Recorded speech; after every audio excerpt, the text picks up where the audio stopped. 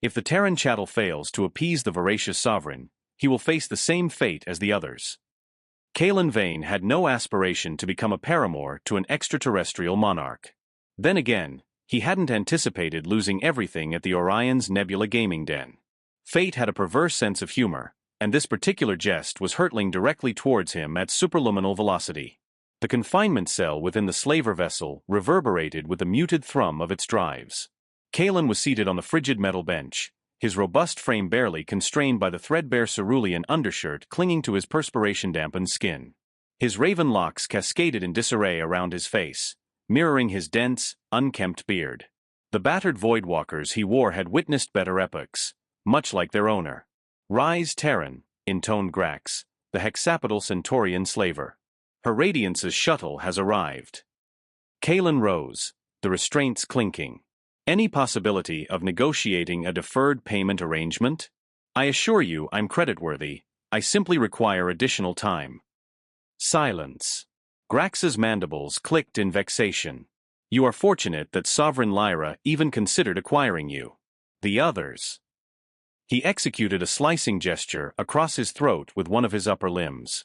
The docking portal dilated with a hydraulic hiss, revealing a sleek, argent shuttle. 2 sentinels in crystalline armor materialized, flanking a statuesque, elegant figure that caused Kalen's breath to constrict in his throat. Sovereign Lyra moved with fluid elegance, her pallid opalescent skin appearing to shimmer beneath the harsh bay lights. Her protracted, undulating platinum tresses cascaded down her back like a glacial cascade, and her argent eyes pierced him with predatory intensity.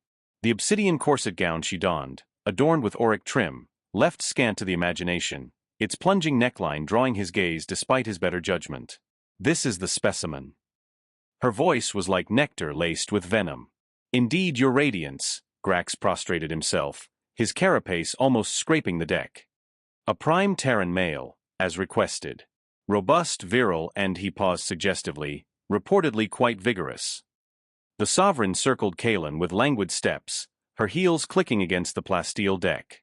He felt like a prize stallion at auction but maintained his composure, meeting her gaze each time it intersected his. Her lips curved into a subtle, amused smile. "You do not appear intimidated, Terran," she observed, halting before him.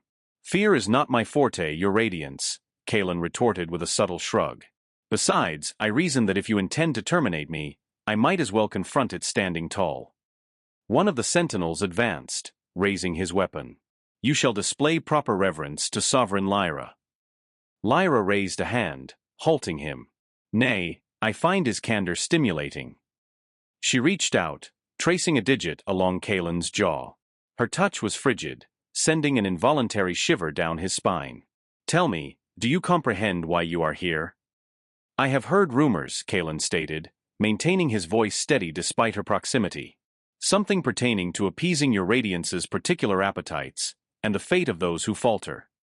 "Ah, so you are aware of my reputation."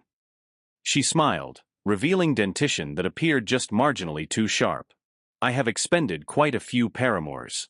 None have endured for longer than a night. Most," she gestured dismissively, "did not survive the initial attempt." Kalen met her predatory gaze with his own. "Well, your Radiance, if this is destined to be my final night in this cosmos, I intend to render it memorable." The Sovereign's eyes widened marginally, then she threw back her head and laughed, the sound reverberating through the docking bay. "Oh, I do favor this one. Grax, he possesses spirit." She turned to her sentinels. "Escort him to my private chambers. Ensure he is suitably prepared." As the sentinels moved to escort him, she leaned in close, her lips almost brushing his ear. "For your sake, Terran, I hope your confidence is not misplaced. It would be such a waste to execute someone so intriguing." The sentinels led Kalen away, but not before he caught one final glimpse of Sovereign Lyra. She was observing him with an expression that melded hunger with something else. Curiosity, perhaps, or was it hope? Regardless, Kalen comprehended one certainty: this night would either be his last, or the genesis of something extraordinary. And he intended to give it everything he possessed. The preparatory procedure was surprisingly meticulous. Kalen was cleansed, groomed, and attired in what he could only characterize as the galaxy's most minimalist formal wear, black, silk-like trousers that left minimal to the imagination, and nothing else. Her radiance favors her entertainment accessible, elucidated the attendant, an androgynous being with iridescent skin and immaculate hygiene. Very thoughtful, Kalen muttered, running a hand through his now tamed locks. They had trimmed his beard as well, though permitted him to retain it at his insistence. Any further survival tips? The attendant paused, glancing nervously at the portal. The others, they attempted too diligently to appease her, treating her as a deity. It irritated her. Interesting. Kalen filed that information away. Thank you for the tip. One further matter, the attendant appended, lowering their voice. Her previous favorites lasted longer when they elicited her laughter, but none survived past sunrise. Before Kalen could respond, the chamber portals swung inward. 2 sentinels materialized, distinct from the preceding ones. Her radiance awaits. The transit to the sovereign's private chambers felt akin to a march toward execution, which Kalen surmised it might very well be. The palace corridors were a labyrinth of crystalline architecture and hovering anti-gravity gardens, but he barely registered them.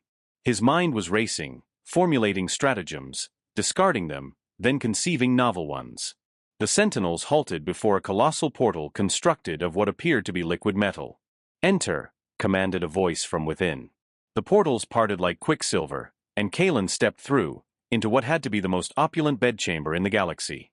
The ceiling was a transparent dome showcasing the star-strewn firmament above.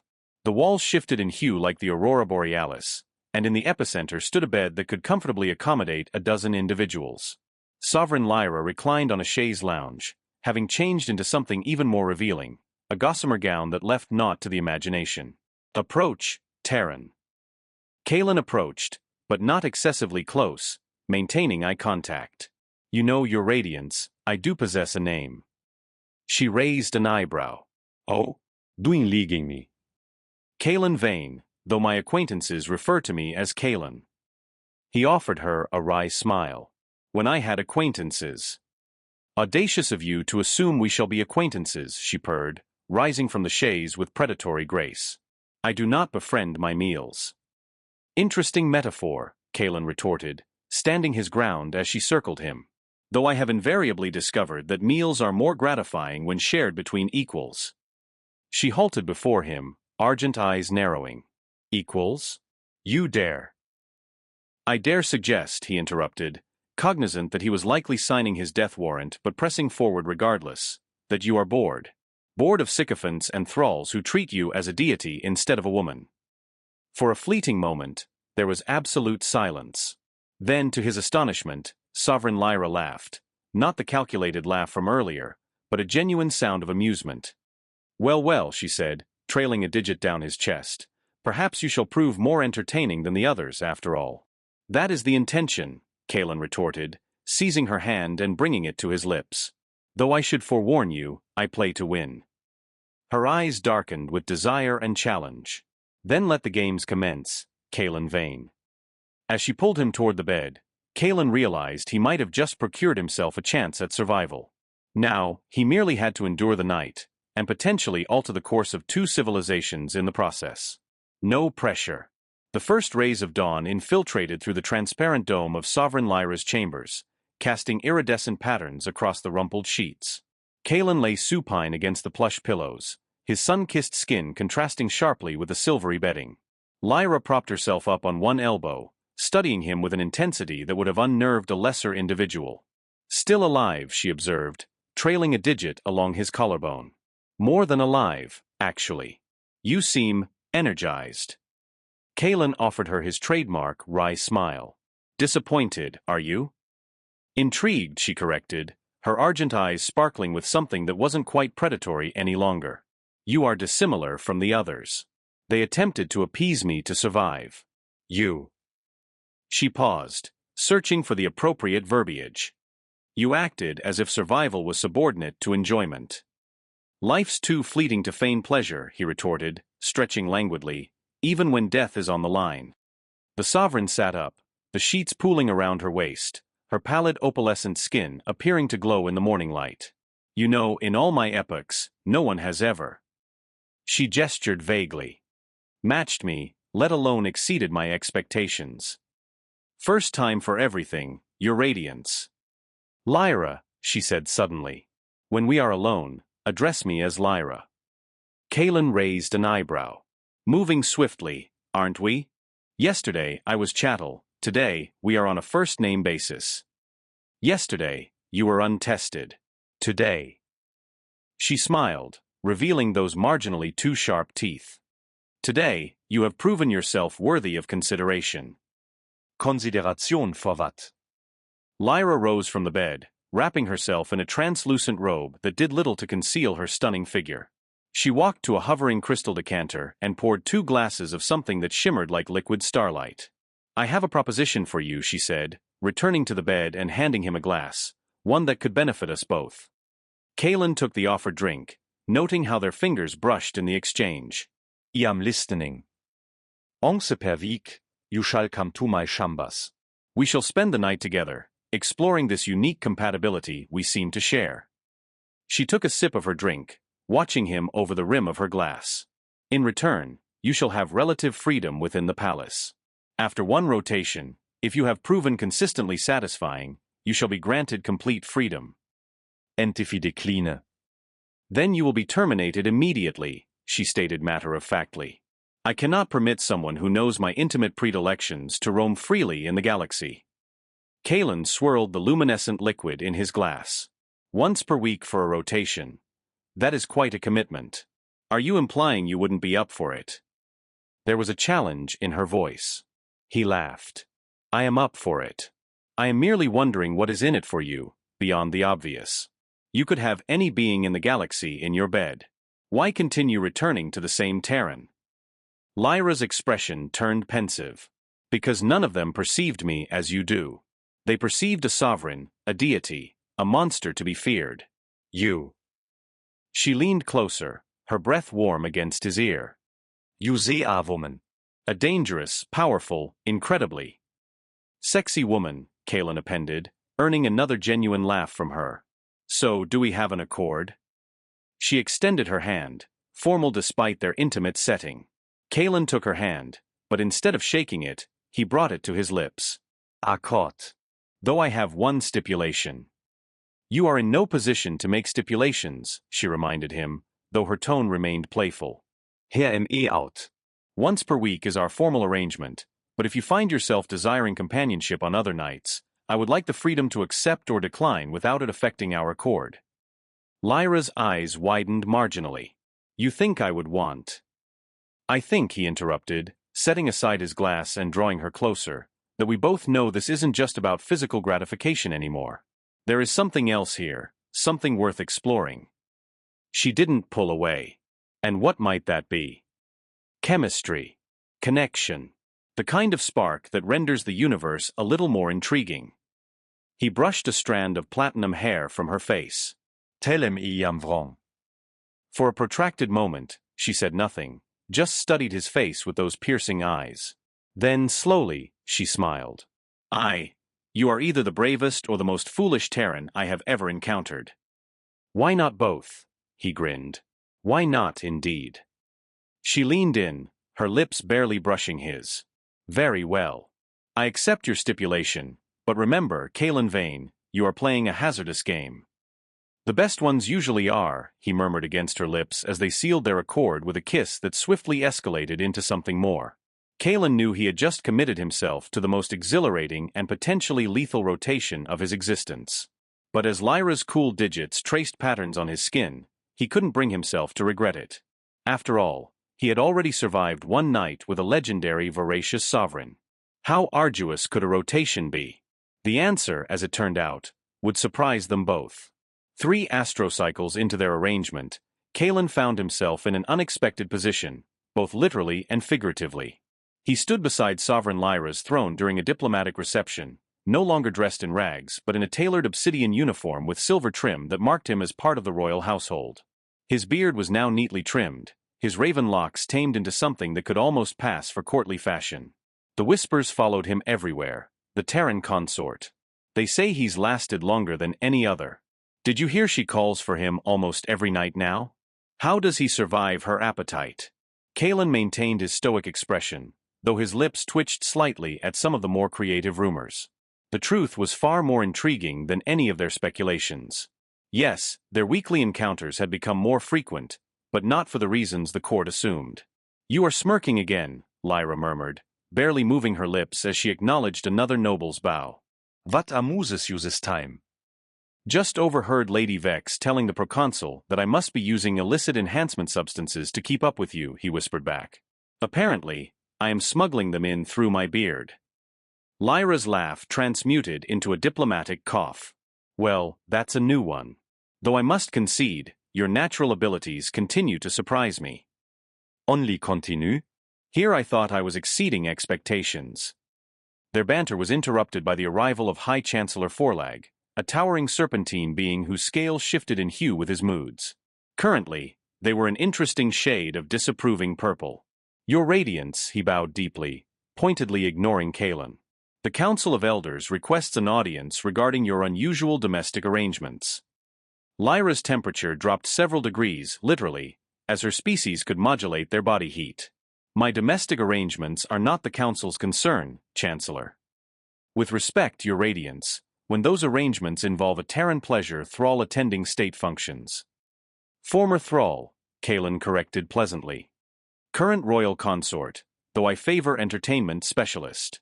Has a nice ring to it, don't you think?"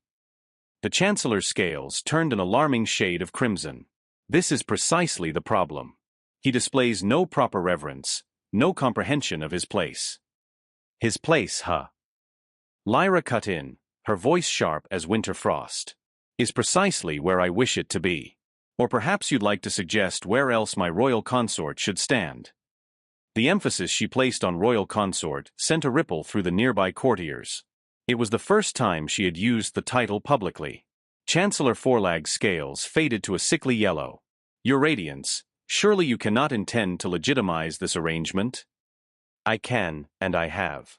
Kalen Vane has proven himself worthy of his position through merit, loyalty, and—" She paused, a subtle smile playing at her lips, "exceptional service to the crown." Kalen bit back a grin at the double entendre. Their private jokes had become one of his favorite parts of their relationship, along with the moments when Lyra let her guard down completely, showing him the woman behind the sovereign. The reception continued, but the whispers took on a different tone. The Terran who had commenced as a pleasure thrall was now officially the sovereign's consort. It was unprecedented, scandalous, and utterly thrilling to the gossip-hungry court. Later that night, in the privacy of her chambers, Lyra paced while Kalen lounged on their favorite chaise lounge. "You realize what I have done?" she asked, running her fingers through her platinum hair. "I have basically announced to the entire court that you are more than that, that we are.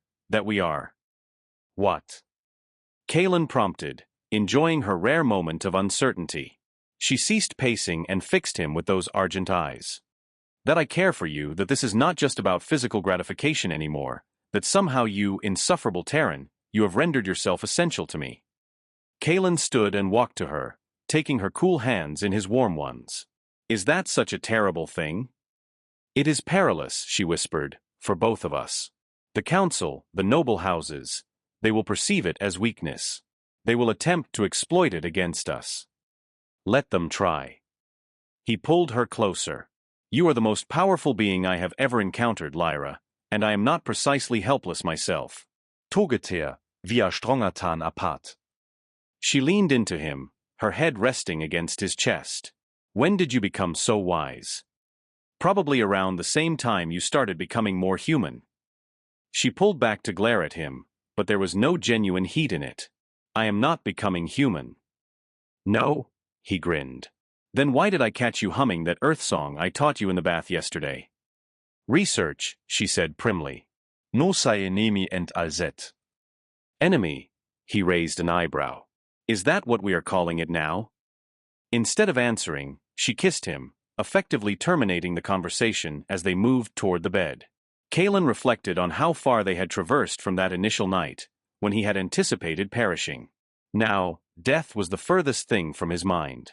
The whispers in the court might amplify, the challenges might become greater, but in this moment, with Lyra in his arms, Kalen knew they would confront whatever came next together.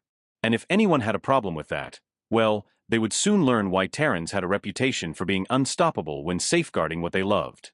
The ancient temple of lunar benediction glowed with bioluminescent crystals, casting ethereal patterns across the assembled nobility. Kalen stood beside Lyra at the temple's entrance, both adorned in traditional ceremonial attire, he in flowing silver robes that complemented his sun-kissed skin, she in a diaphanous gown of pale blue that made her opalescent skin seem to shimmer. "Remind me again why we are doing this," Kalen whispered, eyeing the ornate altar ahead. "The fertility rites are sacred to my people," Lyra replied, her fingers intertwining with his. "As sovereign, I must participate in the ceremony with my chosen consort to ensure the prosperity of our realm. And the fact that it's essentially a public blessing of royal coupling doesn't bother you?" Her lips curved into that familiar, enigmatic smile. "My people possess dissimilar views on intimacy than Terrans. Here, it is a celebration of life, power, and continuation."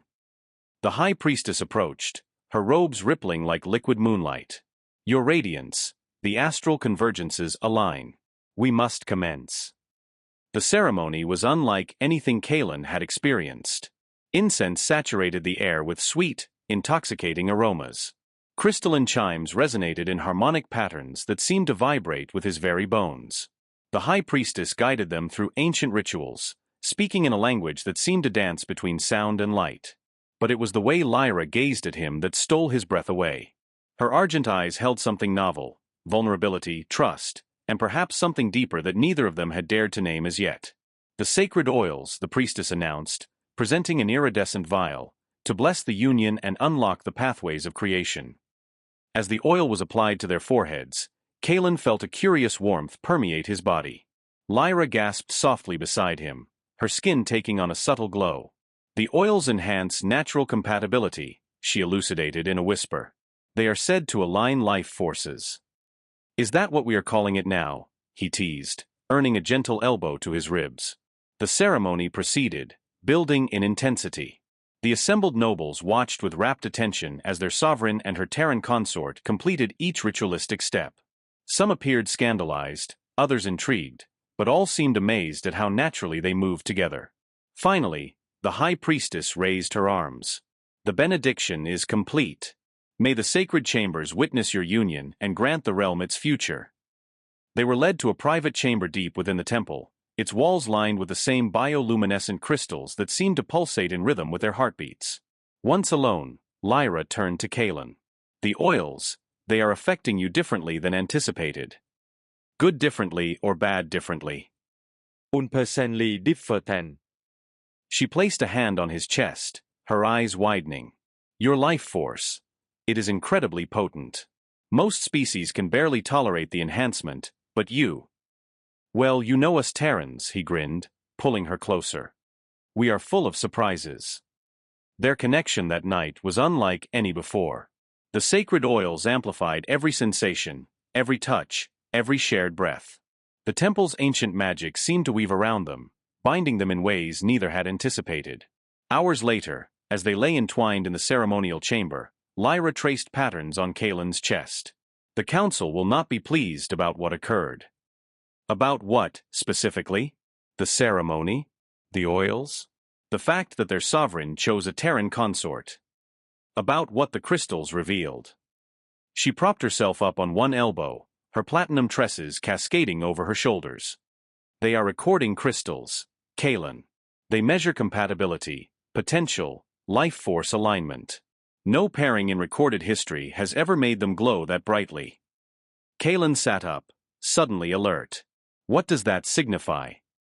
"It signifies," she said slowly, "that according to our most sacred measurements, you and I are not just compatible, we are optimal. Perfect for creation." Creation? As in continuing the royal line. She bit her lip, an endearingly human gesture she'd picked up from him. "The crystals indicate we could conceive a human-Lyran hybrid. It has never been done before." Kalen absorbed this information, his mind racing. "Is that something you desire?" "I never thought it was possible," she admitted. "My species, we rarely reproduce successfully, even amongst our own kind. It is why the fertility rites are so important. But with you." She placed his hand over her abdomen. "The crystals do not lie, Kalen. We could make history." We seem to be doing that a lot lately, he said softly, pulling her close. First Terran to survive your bedchamber, first Terran consort, and now potentially the first to father a hybrid royal heir. Are you afraid? Terrified, he admitted with a laugh, but also exhilarated. Though I have to ask, is this just about continuing the royal line, Lyra? Lyra was silent for a moment, then spoke so softly he almost missed it. No. It is about continuing us. The implications of that statement hung in the air between them. They had come so far from their initial arrangement, from thrall and sovereign to something neither of them had expected to find. Well then, Kaelin said, kissing her deeply, let's make some history. News of the fertility rite's unprecedented results spread through the palace like wildfire. The recording crystal's brilliant reaction to Kaelin and Lyra's compatibility became the talk of every noble house, spawning both wonder and worry throughout the realm. 2 weeks after the ceremony, Kaelin found Lyra in her private study, surrounded by ancient scrolls. Her usual composed demeanor seemed slightly off. She had been experiencing waves of dizziness and temperature fluctuations that weren't normal for her species. The Royal Archives finally released these, she said without looking up, prophecies dating back to the First Dynasty. And Kaelin. She lifted her argent eyes to meet his. You need to see this. He moved behind her chair, placing his hands on her shoulders. The scroll she indicated was written in shimmering ink that seemed to move on the page. The translation beneath read, Ven astral convergences alin and barriers fall, a child of 2 volts shall heze coal. Born of ice and burning flame, the realm shall never be the same. Power unprecedented, change unforeseen, through union of warrior and queen. Well, that's not ominous at all, Kaelin commented, massaging her tense shoulders.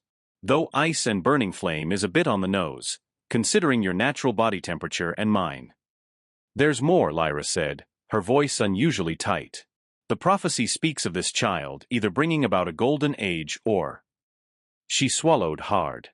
The complete dissolution of everything we know. That's quite a range of possibilities. He moved around to face her. But something else is bothering you, isn't it? She stood abruptly, swaying slightly. Kaelin steadied her with strong hands. I have been feeling different, she admitted. The royal physician confirmed it this morning. I am with child, Kaelin. Our child. The world seemed to stop for a moment, then Kaelin broke into a broad grin, lifting her off her feet in a very unsovereign-like display of joy. That's wonderful. Is it? She didn't resist his embrace, but worry lined her face. The prophecy, it's ancient and vague. Like all prophecies, he interrupted, but our child, that's real, that's now. A knock at the door interrupted them.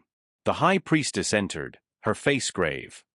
Your Radiance, Lord Consort, forgive the intrusion, but we have discovered something disturbing. She held out a small vial of shifting purple liquid.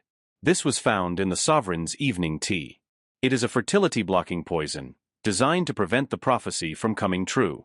Had her Radiance not already conceived, it would have made further attempts impossible. Kaelin's joy transmuted to rage.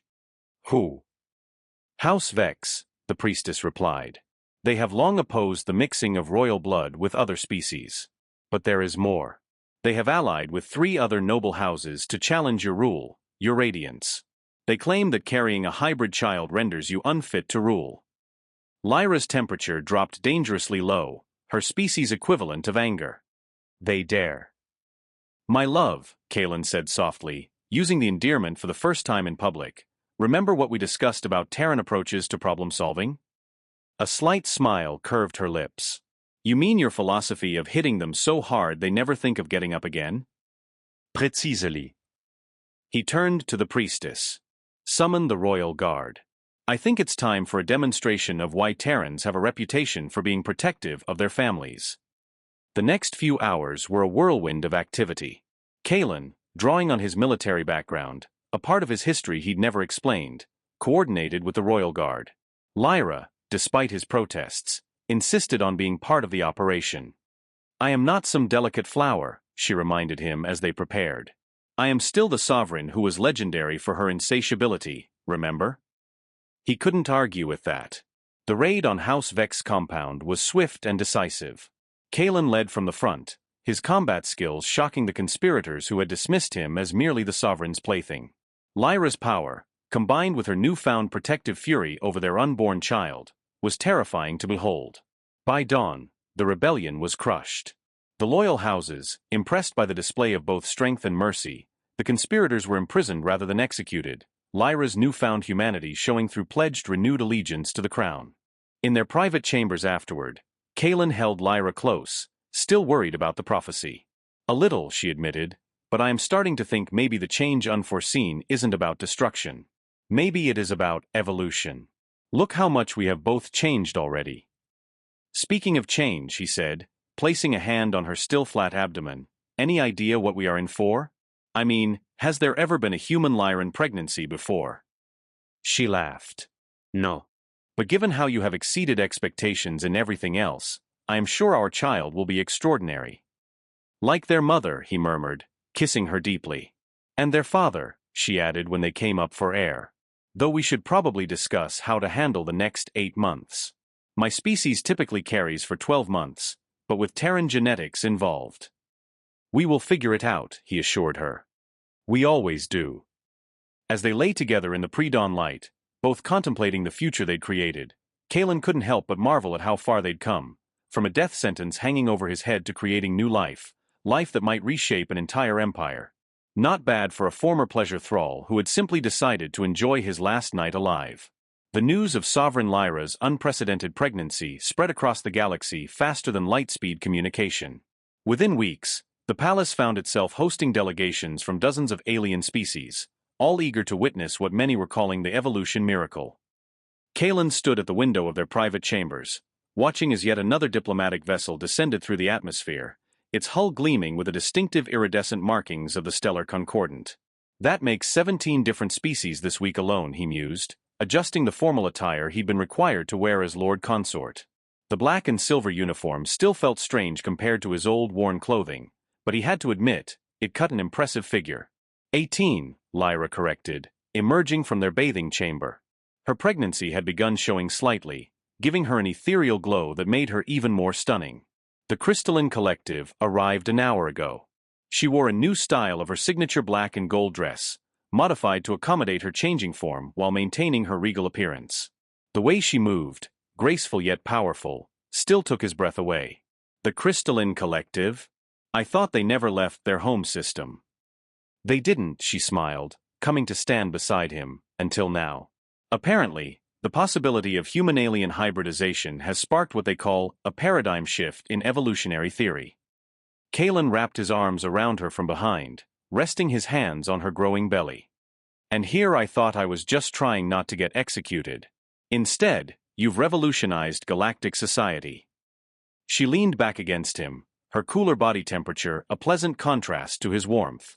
Though I must say, your methods of avoiding execution were thoroughly enjoyable. He corrected, nuzzling her neck. Present tense. Very much present tense. A discreet cough from the doorway interrupted them. Their chief advisor, Meridian, stood there with an apologetic expression. Forgive me, Your Radiance, Lord Consort, but the Stellar Concordance delegation requests an immediate audience. They claim to have important information regarding the prophecy. Lyra straightened instantly, reverting to her queenly bearing. Very well. The main audience chamber in 20 minutes. After Meridian left, Kaelin raised an eyebrow. Important information about the prophecy? That's novel. Usually, they just want to study us, or propose alliances, or offer obscene amounts of resources for the rights to study our child. Lyra added with a touch of frost in her voice. The previous week, the Mertile Federation had attempted to negotiate exclusive research rights to their unborn child's genetic material. Kaelin's response had been colorfully negative. The audience chamber was packed with representatives from various species when they arrived. The Stellar Concordance delegation stood out, tall ethereal beings with skin like starlit night and eyes that seemed to contain entire galaxies. Your Radiance, Lord Consort, their leader bowed with fluid grace. I am first speaker Aliana. We bring revelations from our archive of universal constants. Proceed, Lyra commanded from her throne, Kaelin standing at her right hand. The prophecy you discovered is incomplete, Sovereign, Aliana announced. It is but one part of a greater prediction, one that spans multiple species and eons. We believe your child represents a crucial junction point in galactic evolution. The chamber erupted in murmurs. Kalen stepped forward. Explain. For millennia, species have evolved in isolation, developing unique traits and abilities. But nature seeks balance, harmony, synthesis. Your union, Aliana gestured to both of them, represents the first successful crossing of what were thought to be insurmountable biological barriers. Because Terrans are too stubborn to accept limitations, Kalen quipped, earning a subtle elbow from Lyra. Because Terrans possess an adaptability that defies conventional evolutionary theory, Aliana corrected. Your species' genetic flexibility, combined with your remarkable compatibility with other species, suggests you are meant to be a catalyst for the next stage of galactic evolution. And our child, Lyra's hand rested protectively on her abdomen, will be the first of a new kind of being, one that bridges not just two species, but potentially all sentient life. The prophecy speaks of change unforeseen, yes, but also of unity unprecedented. The implications were staggering. Kalen exchanged a look with Lyra, seeing his own mix of wonder and concern reflected in her steel-gray eyes. Of course, Aliana continued with a diplomatic smile, such a momentous development requires careful study and protection. The Stellar Concordant would be honored to join the long list of those offering to help study our child? Kalen interrupted, his voice carrying a warning edge. The answer remains no. But surely, you understand the scientific importance. What I understand, Kalen said firmly, is that every species in the galaxy suddenly has an opinion about our family. But let me be clear, our child is not an experiment, not a research subject, and not a political bargaining chip. Lyra rose from her throne, her presence commanding attention. We appreciate the information about the prophecy, first speaker, but my consort speaks truth. Our child will be born into love and protection, not scientific scrutiny. The Concordant delegation looked disappointed but not surprised as they withdrew. Kalen heard one of them mutter, "Typical Terran protective instincts." "Damn right," he whispered, making Lyra smile. Later, in their private gardens, they discussed the revelations. "Do you think they're right?" Lyra asked, resting against him on their favorite bench. "About our child being some sort of evolutionary key?" "I think," Kalen said thoughtfully, "that our child will be exactly what they are meant to be, whether that is a galaxy-changing catalyst or just our kid who happens to have your beauty and my charm." "And your modesty," she teased. "Hey, modesty got me executed in the original plan, remember? I'll stick with confidence." She laughed, then grew serious. "Kalen, I am glad it was you.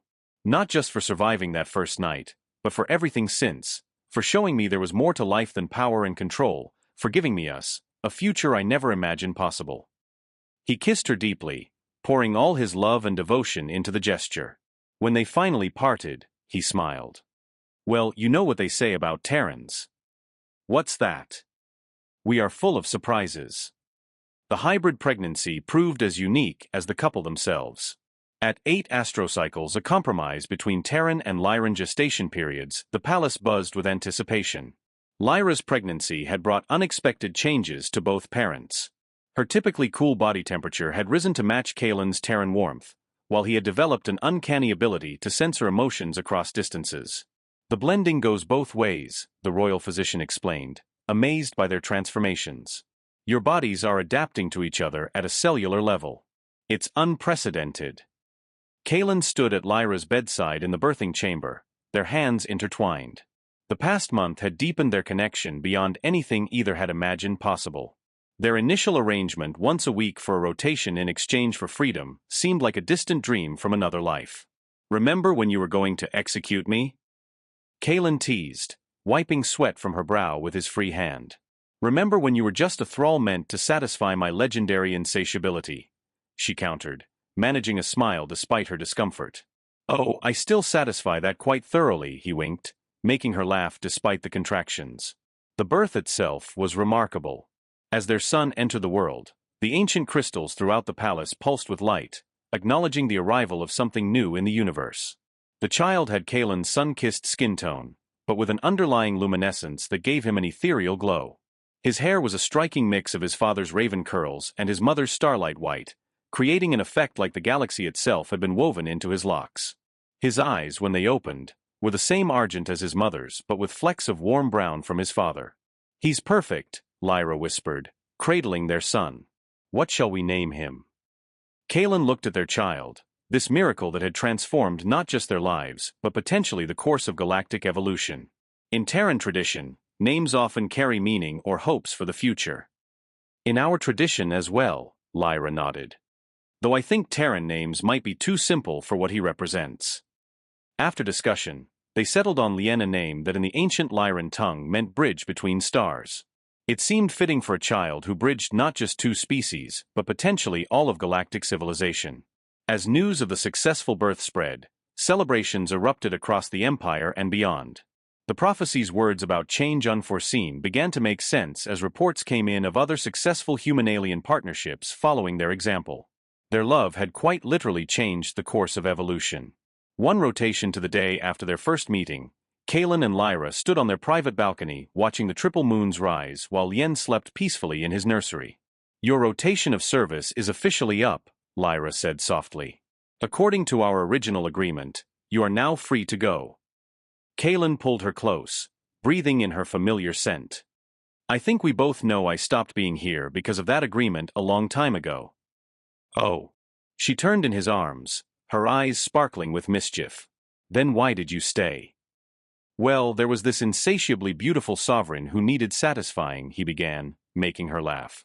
"But mostly, I stayed because somewhere between trying not to die and changing the galaxy, I fell completely in love with you. Even though I was going to have you executed? Especially because of that. Nothing says true love like surviving an execution order."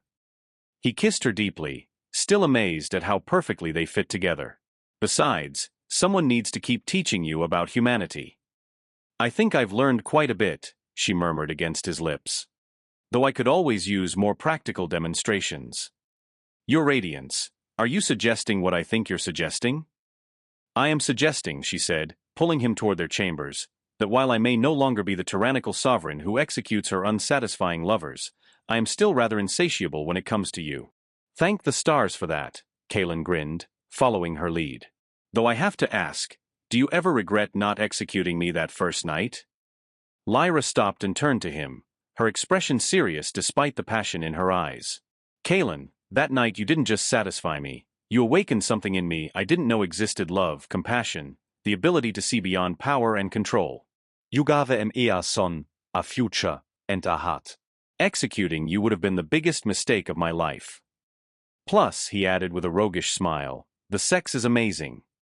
She laughed and pulled him into their chambers. "That too, my love. That too." As the doors closed behind them, Kaelin reflected on how far they had come from a death sentence hanging over his head to becoming the catalyst for galactic evolution, from a pleasure thrall to a beloved consort and father, from satisfying an insatiable sovereign to finding insatiable love. Not bad for a guy who'd just been trying to enjoy his last night alive.